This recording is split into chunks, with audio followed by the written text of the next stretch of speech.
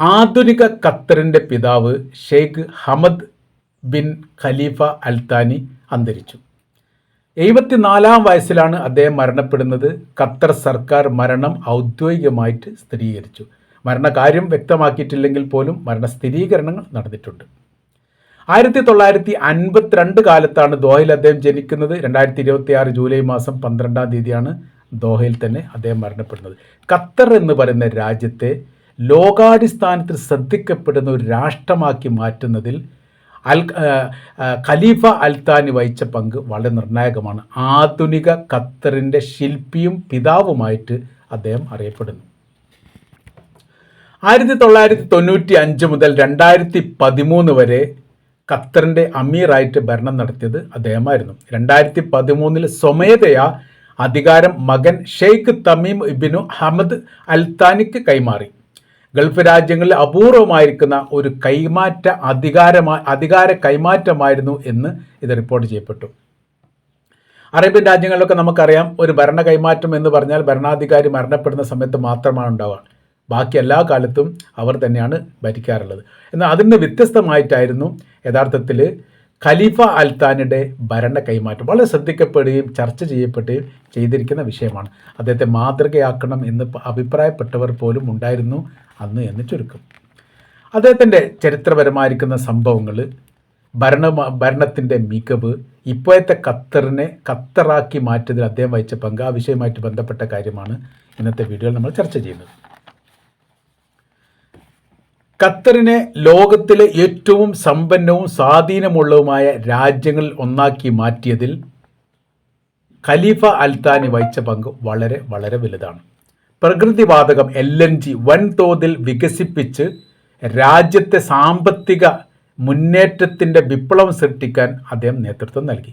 അൽ Jazeera എന്ന് പറയുന്ന വാർത്താ ശൃംഖല സ്ഥാപിക്കാൻ വേണ്ടിയിട്ട് അനുവാദം നൽകി. അതിലുള്ള പ്രത്യേകത എന്ന് പറഞ്ഞാൽ ഖത്തറിനെ വിമർശിച്ചിട്ട് പോലും അൽ ജസീറയിൽ റിപ്പോർട്ട് വരാറുണ്ട്. അതിൽ ഇടപെടുക പോലും ചെയ്തില്ല. അന്താരാഷ്ട്രത്തിൽ ഇന്ന് വിശ്വസിക്കാൻ പറ്റുന്ന ഏറ്റവും വലിയ വാർത്താ ചാനലായിട്ട് അൽ ജസീറ മാറിയത് അതിൽ ഇടപെടാൻ വേണ്ടിയിട്ട് സർക്കാർ താല്പര്യം കാണിക്കാത്തത് കൊണ്ടാണ്. അപ്പോൾ അതിലെ മറ്റൊരു പ്രത്യേകത എന്ന് പറഞ്ഞാൽ ഖത്തറിനെ വിമർശിച്ച ഭാഗങ്ങൾ ഉണ്ടായിട്ടുണ്ട്, അതിൽ പോലും അവർ ഇടപെടുന്നില്ല എന്നുള്ളതാണ്. നയതന്ത്രം, നിക്ഷേപം, ടൂറിസം, വ്യവസായം ഈ മേഖല അപ്പാടെ പരിപോഷിപ്പിച്ചു.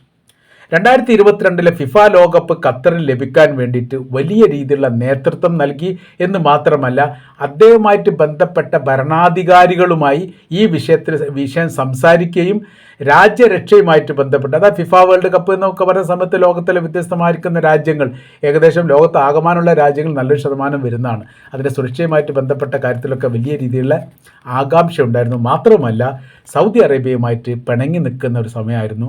അവർ തമ്മിൽ നയതന്ത്ര ബന്ധം വിച്ഛേദിക്കപ്പെട്ടിരുന്നു. വല്ലാത്തൊരു സാഹചര്യങ്ങൾ ഉണ്ടാകുന്ന സമയത്ത് എങ്ങനെയാണ് ഇത് അതിജീവിക്കുക എന്ന് പറഞ്ഞപ്പോൾ സർക്കാർ തന്നെ പ്രതിസന്ധിയിലായ സമയത്ത് കൃത്യമായിരിക്കുന്ന റൂട്ട് പാത വിരിച്ചു കൊടുത്ത ആളുടെ പേരാണ് ഖലീഫ അൽ താനി. അങ്ങനെയല്ല ഇങ്ങനെ ഈ റൂട്ടിലൂടെ എന്ന് പറയുക ഷോർട്ട് വേ, ആ റൂട്ടിലൂടെ പോയ സമയത്താണ് അത് ലക്ഷ്യം കാണാൻ വേണ്ടി സാധിച്ചതെന്ന് പിന്നീട് ഇപ്പോഴത്തെ ഭരണാധികാരിക്ക് ഷെയ്ഖ് തമീം ഇബ്നു ഹമദ് ഒരിക്കൽ അഭിപ്രായപ്പെടുകയും ചെയ്തു. എൻ്റെ പിതാവ് വല്ലാത്ത റൂട്ട് പാത വരച്ച് തന്നതിലൂടെ യാത്ര ചെയ്ത സമയത്താണ് ലക്ഷ്യത്തിലെത്താൻ വേണ്ടി സാധിച്ചത് എന്ന് ചുരുക്കം. അൽ താനിയുടെ കുടുംബ സംബന്ധമായ കാര്യങ്ങൾ പറയുന്ന സമയത്ത് 3 ഭാര്യമാരാണ് ഖലീഫ അൽ താനിക്കുള്ളത്. 24 മക്കളാണ്, 11 ആൺമക്കളും 13 പെൺമക്കളും. അൽ താനിയുടെ രണ്ടാമത്തെ ഭാര്യയായ ഷെയ്ഖ മോസ ഇബ്നു നാസർ, അവരുടെ രണ്ടാമത്തെ മകനാണ് ഇപ്പോഴത്തെ ഭരണാധികാരിയായിരിക്കുന്ന തമീം ഇബ്നു ഹമദ്. ഭരണത്തിലേക്ക് അദ്ദേഹം എത്തിയിരിക്കുന്ന റൂട്ട് മാപ്പ് എന്ന് പറഞ്ഞാൽ ഷെയ്ഖ് തമീമിന് അദ്ദേഹത്തിന് മുൻപ് കിരീടാവകാശിയായിരുന്ന അദ്ദേഹത്തിൻ്റെ അർദ്ധ സഹോദരൻ മിഷാൽ ആയിരുന്നു. പിന്നീട് ആ സ്ഥാനം ജാസിം ഏറ്റെടുത്തു, മറ്റൊരു സഹോദരനാണ്. 2003 ജാസിം സ്ഥാനം ഒഴിഞ്ഞതോടെ തമീം കിരീടാവകാശിയായി. ശേഷം 2013 ഖത്തറിൻ്റെ അമീർ ആവുകയും ചെയ്തു. 2013 മുതലാണ്. 11,600 ചതുരശ്ര കിലോമീറ്റർ വിസ്താരമുള്ള ഒരു ചെറിയ പ്രദേശമാണ് ഖത്തർ എന്ന് പറയുന്നത്. സൗദി അറേബ്യ മാത്രമാണ് കരാതിർത്തിയുമായിട്ട് പങ്കുവഹിക്കുന്നത്. ബാക്കിയുള്ള 3 ഭാഗങ്ങളും പേർഷ്യൻ ഉൾക്കടലിൻ്റെ ഭാഗമാണ്. ദ്വീപ് രാജ്യമായിട്ട് തന്നെ ഖത്തറിനെ പറയാൻ വേണ്ടി സാധിക്കും.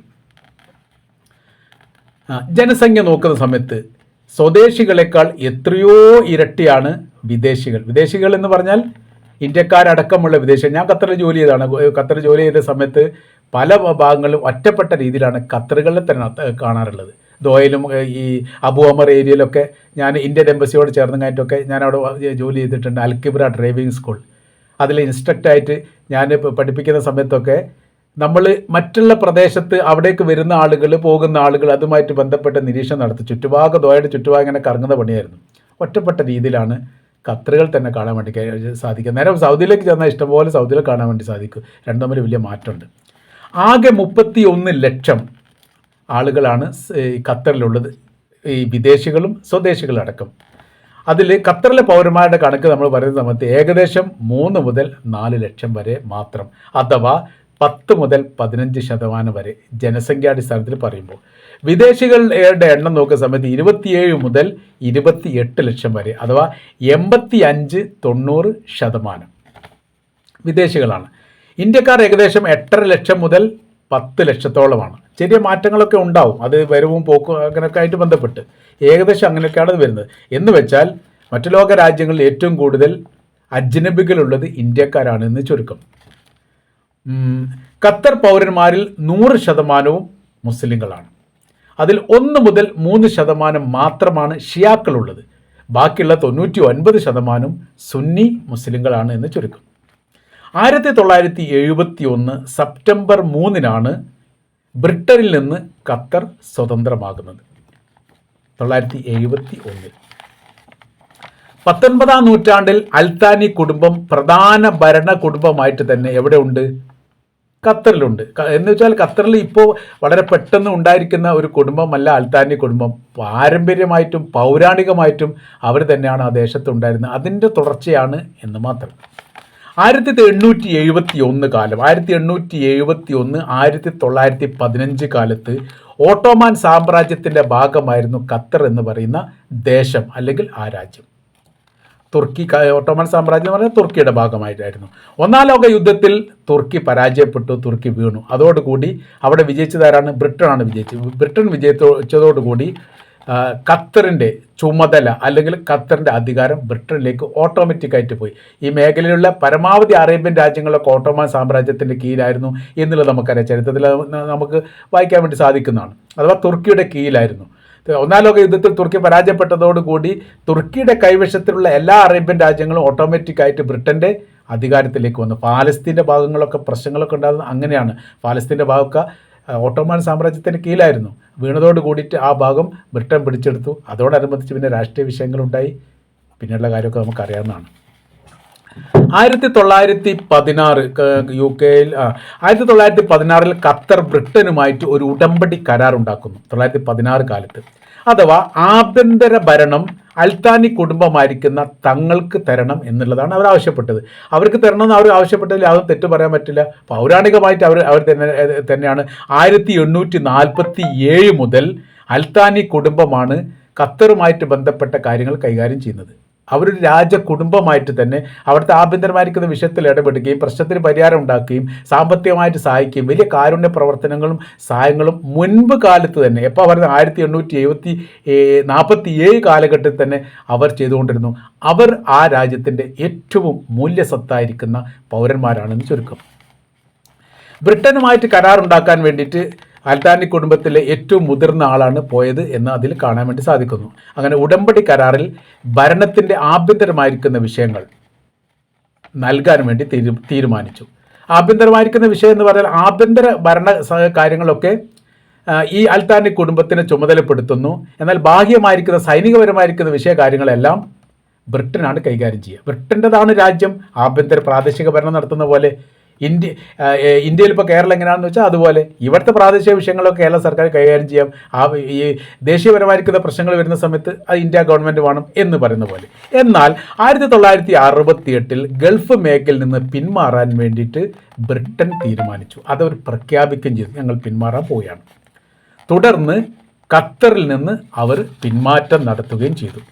അങ്ങനെ പിന്മാറ്റം നടത്തിയതിന് ശേഷം 971 കാലത്ത് അവർ ആ മേഖലയിൽ ഒരു സ്വതന്ത്രമായിരിക്കുന്ന രാഷ്ട്രമായിട്ട് ഖത്തറിനെ മാറ്റാൻ താല്പര്യപ്പെടുകയും അൽത്താനി കുടുംബം അത് ബ്രിട്ടനോട് ആവശ്യപ്പെടുകയും ചെയ്തു.